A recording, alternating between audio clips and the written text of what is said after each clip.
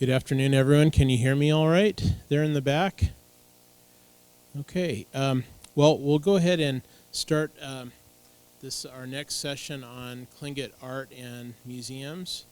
And this session we are holding in honor of Bill Holm, Professor Emeritus of Art History and Curator Emeritus of Northwest Coast Indian Art at the Burke Museum, University of Washington.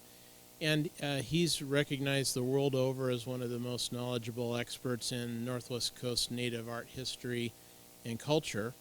And I know he inspires a lot of the people who work in doing those sorts of studies now. And in our last session, Steve Brown mentioned that he had been a student of Bill's for many years, and mentioned Bill's approach towards understanding the art, that really you gain invaluable insights into the work by trying to do it yourself. And I think that approach has really been widely accepted and as really a critical element of it. And so many artists in Alaska and on the Northwest Coast have been inspired by his book for decades. Is this your copy here? Yeah, you've probably seen this around, and I just wanted to mention that there's a new color edition of this that's just been published by the University of Washington Press, and your old copy is probably worn out by now, so it's time to get a new one.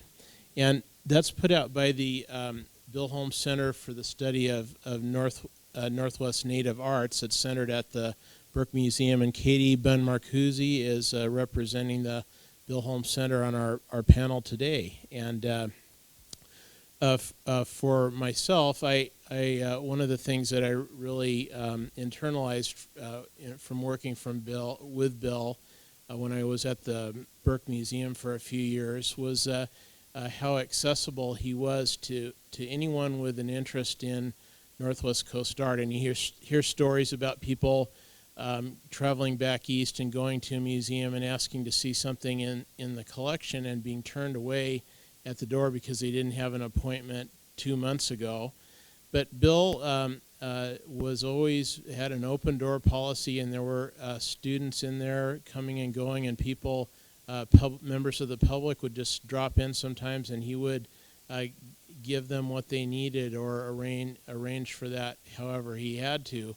And for myself, I met him when I was a college student, and he just rolled out the red carpet for me as if I had a PhD or I was somebody important. And I really appreciated that. And as I eventually became a museum curator myself, I have really tried to have that same level of accessibility, because really everyone can learn from what's in the museum, whether it's on display or not. And Bill is always really good about that. And he just celebrated his 90th birthday not long ago, and he's still hard at his work, and very accessible, a very accessible and kind person. And this session we're holding this session in his honor.